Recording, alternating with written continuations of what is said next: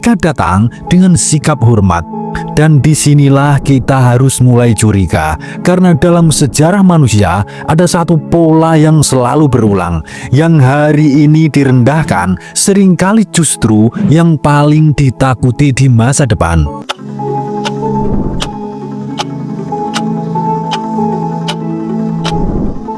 Ada satu hal yang aneh, dan hampir tidak ada yang membahasnya secara jujur. Di dunia maya hari ini, orang Jawa semakin sering dihina, disebut hama, disebut bodoh, disebut tidak punya peradaban, disebut cuma bangsa kuli dan jongos sejarah. Tapi anehnya, di dunia nyata, para pemimpin dunia justru datang ke tanah Jawa dengan sikap yang sama sekali berbeda. Mereka datang bukan untuk mengajari, mereka datang bukan untuk meremehkan, mereka datang dengan sikap hormat.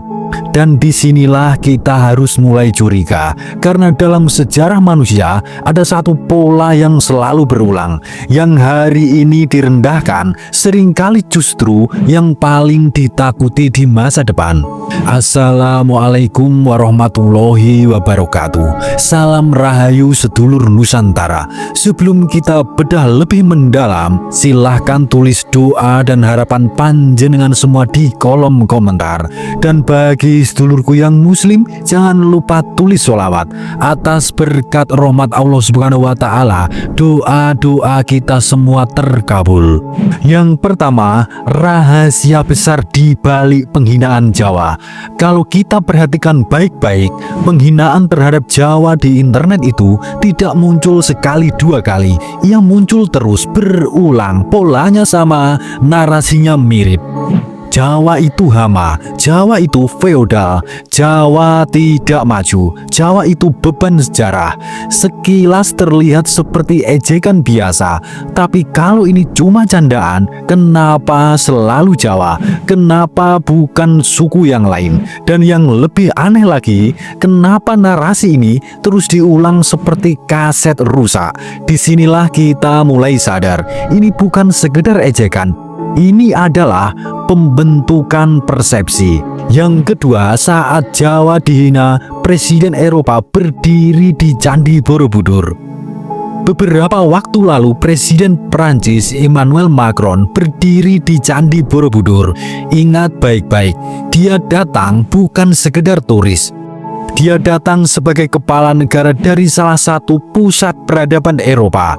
Dan di hadapan Borobudur, dia mengatakan secara terbuka, ini adalah mahakarya peradaban manusia. Sekarang kita balik pertanyaannya, kalau Jawa memang tidak punya peradaban, kenapa pemimpin Eropa datang ke sini dan memberi hormat?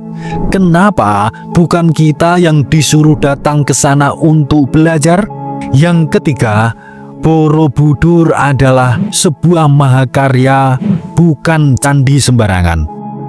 Borobudur bukan sekedar tumpukan batu. Borobudur itu peta kosmologi, kitab spiritual yang dibekukan dalam arsitektur, bukti penguasaan matematika, teknik seni dan filsafat tingkat tinggi.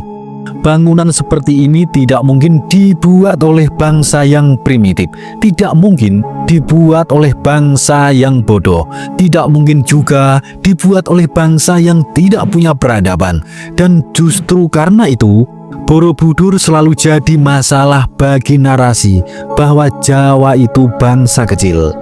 Yang keempat, kalau sejarah Jawa dibuka, dunia bisa terguncang.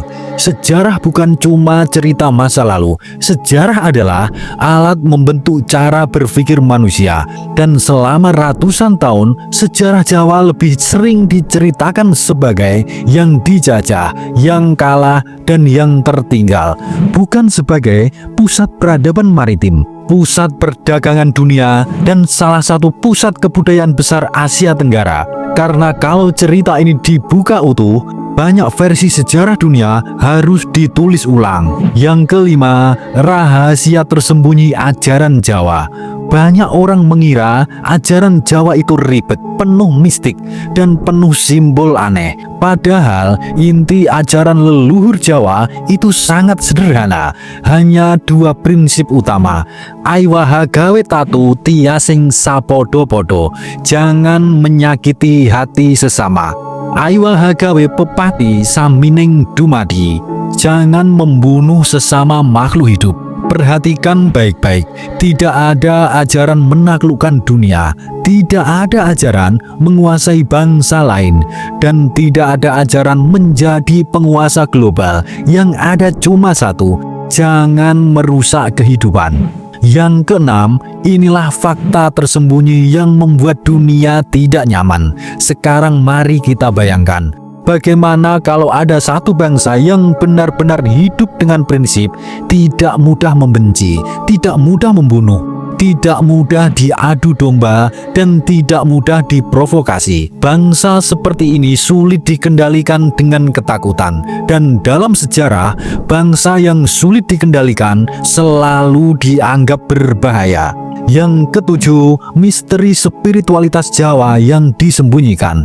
Spiritualitas Jawa tidak mengajarkan dengan teriak-teriak, tidak mengajarkan merasa paling benar sendiri. Ia mengajarkan satu hal yang sangat berat: menang tanpa merendahkan, kuat tanpa menyakiti. Dan orang yang bisa menguasai dirinya sendiri adalah orang yang paling sulit diperbudak oleh sistem apapun. Yang kedelapan, Jayabaya dan Ronggowarsito sudah meramalkan zaman ini. Ratusan tahun lalu, Prabu Jayabaya dan Raden Ngabei Ronggowarsito sudah menggambarkan zaman yang rusak terlihat normal, yang waras terlihat aneh, yang halus dianggap bodoh. Ronggowarsito menyebut ini zaman edan, tapi dia juga meninggalkan satu pesan: seburuk apapun zaman, yang eling dan waspodo adalah manusia yang paling beruntung. Yang kesembilan, Jawa selalu diam, dan itu sering disalahartikan. Sepanjang sejarah, Jawa jarang melawan dengan ribut. Bukan karena tidak mampu, tapi karena filosofinya jelas. Kekuatan sejati tidak perlu banyak pamer. Masalahnya, di zaman sekarang, yang tenang dianggap lemah, yang diam dianggap tidak ada. Yang ke-10, dunia maya adalah penjajahan model baru. Hari ini, bangsa tidak dihancurkan dengan meriam, tapi dengan narasi, opini, ejekan, dan rasa minder kolektif. Kalau cukup lama sebuah bangsa dibuat merasa kecil, suatu hari dia akan berhenti percaya pada dirinya sendiri, dan itu adalah kekalahan paling sempurna. Yang ke-11, inilah yang sebenarnya ditakuti dunia.